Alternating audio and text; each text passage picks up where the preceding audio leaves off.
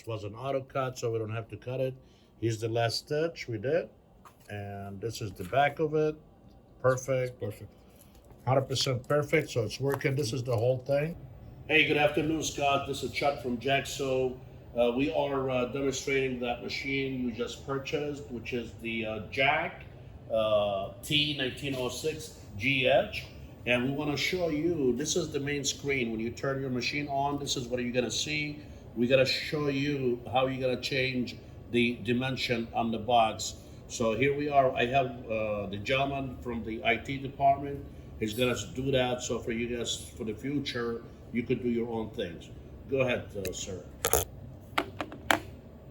Can you please show the paper? So the dimensions you want are 7 by 8 inches. So it's 0.875 of an inch.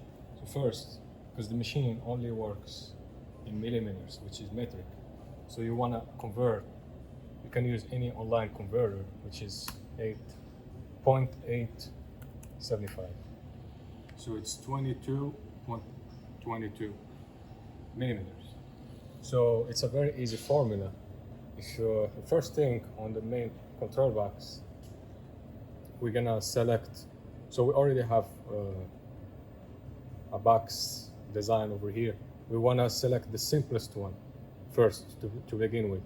So what we do, we click select normal pattern on the design, and we select the square one because you're gonna use a square. So there is one over here. If you read, it says 20 by 20, and the units we're talking in millimeters. So I'm gonna select this one, which is the simplest one to begin with, and to confirm it, I'm gonna click on the blue button. enter. So as you see, this is the design I'm gonna start with. So I'm gonna modify this design to 7 by 8. I mean 7/8 of an inch, which is what you want. Which is, as I wrote here, it's 0.75 of an inch. So as I did on the conversion, so if you can show the paper, please. So this in millimeters, it's 22.225. And as you see, this is in millimeters. So it's a very easy formula. If you can show the control box again, we have those two buttons over here, and we have the measurements. So this is the X, it says X, and this is the Y. So you want both the X and the Y to be 0.875 of an inch, or in millimeters, as I said, it's 22.225 millimeters. So here on the control box, on the measurement I'm gonna start with, it's 20 by 20. So I have to move from 20 by 20 to 22.225 here on the X, both on the X and the Y also has to be 22 by 225. And of course, this is millimeters. This is exactly the measurements you wanted. We're just talking millimeters. So to move from 20 to 22, it's very easy. You have over here percentage. You see here it says 100%, 100%, because this is the preset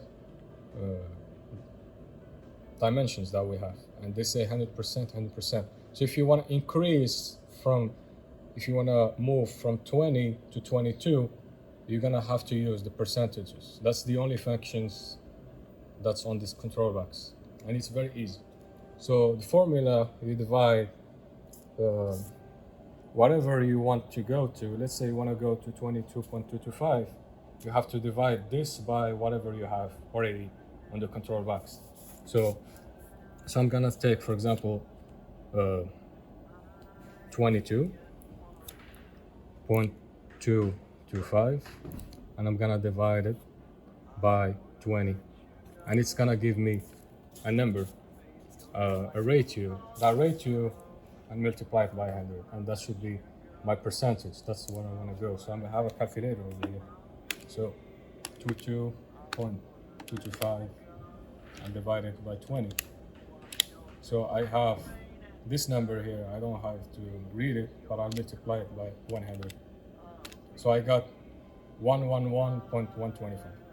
And as you see here, the numbers here only have one decimal on the right. So I have to round to the nearest. So on my calculator here, it says 111.125. So I'm gonna round it to 0.12.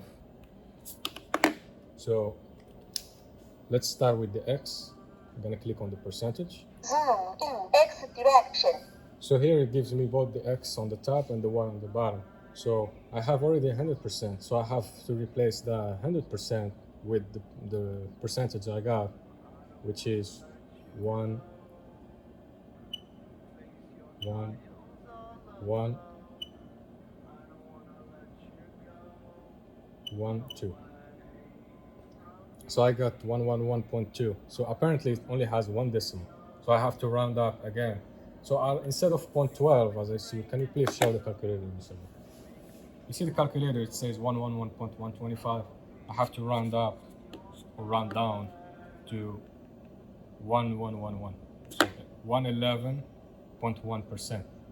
So here it gave me 0.2, but I'll start over again. So I'll make it 1111.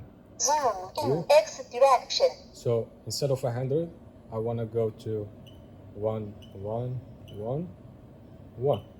And you see, it says 111.1%. So that's the X, and I'll do the same in the bottom. 1111. And you see.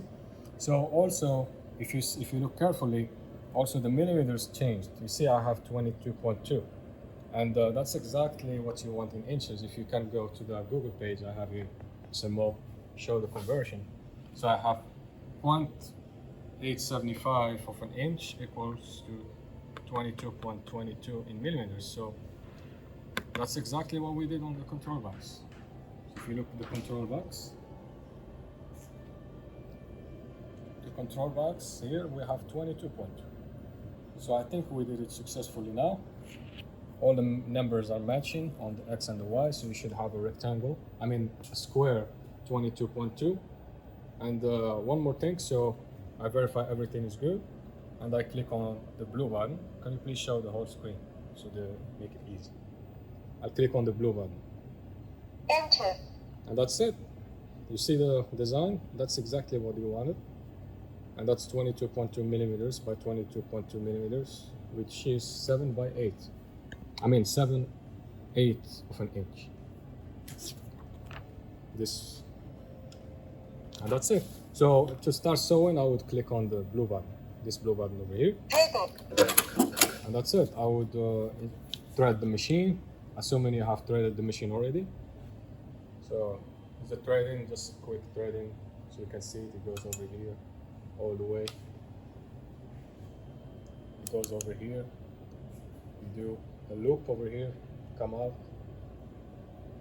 This is the tension, and it's very important on the tension spring. You have to go through this tension spring, then you go underneath, then you go to the take up. Then we did not do the take up yet, but you have to go to the take up, then to the needle. The needle is from the front to the back. And also make sure you have your bobbin underneath. It should be full. You have the bobbin case in there. You remove the bobbin case. Make sure you have a full bobbin inside, and make sure the tail of the thread is cut short. That way, when the machine starts smoothly. And that's it. You should have exactly the measurements in here. When you start sewing, you should have exactly the measurement. And here you have an emergency stop button, just in case anything goes wrong. You can press the button and it's gonna stop operation of the machine. Everything will halt to a full stop.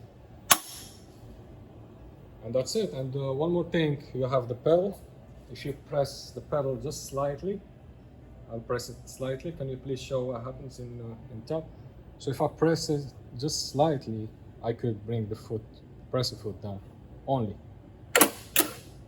So that's the presser foot goes down. If I press it one more time, it's gonna start sewing. I don't want to do that because I don't have the material.